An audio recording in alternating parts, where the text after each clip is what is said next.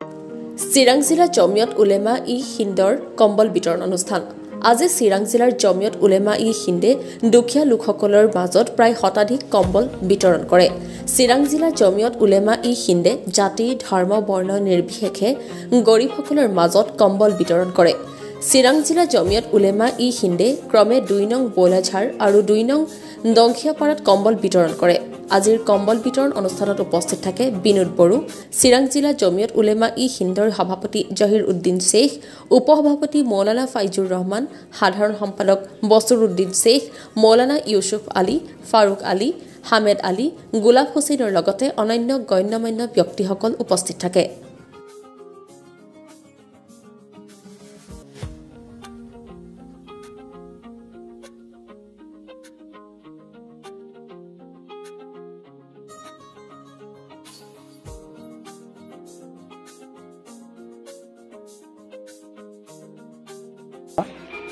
বিগত বছৰতো তেওঁলোকে জমিয়ত উলেমা তেওঁলোকৰ যিটো বিশ্বজুৰি গোটেই ভাৰতবৰ্ষ লগতে আমাৰ অসম ৰাজ্যতো তেওঁলোকে খুব উদ্যমত মানৱ সেৱাৰ কাৰণে এই ঠাণ্ডা দিনত সাধাৰণভাৱে হ'লেও কম্বল বিতৰণ কৰিছে। আৰু এই কম্বল বিতৰণটো আচলতে সুস্থ ব্যক্তিসকলক দিয়া নাই, তেওঁলোকৰ যিবিলাক অসুস্থ বেমাৰী বৃদ্ধ অৱস্থা বয়োজ্যেষ্ঠ অৱস্থা তেওঁলোকৰ অনাথ তেওঁলোককহে তেওঁলোক মানে খুব সুন্দৰভাৱে বিতৰণ কৰি দিছে।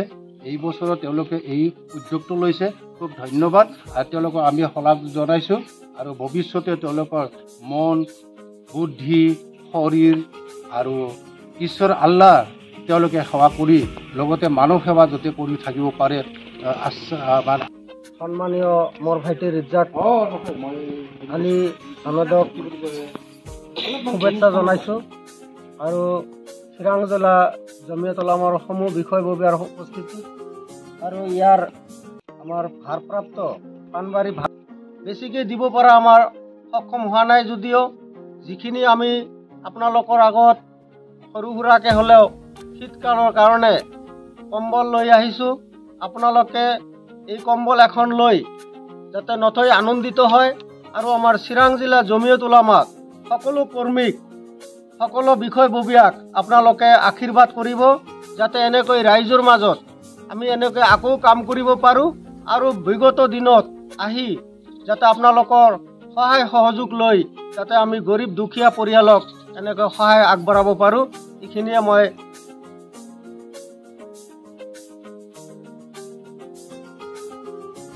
চিৰাঙৰ পৰা ৰিজাক আলীৰ ৰিপৰ্ট অসম টুডে।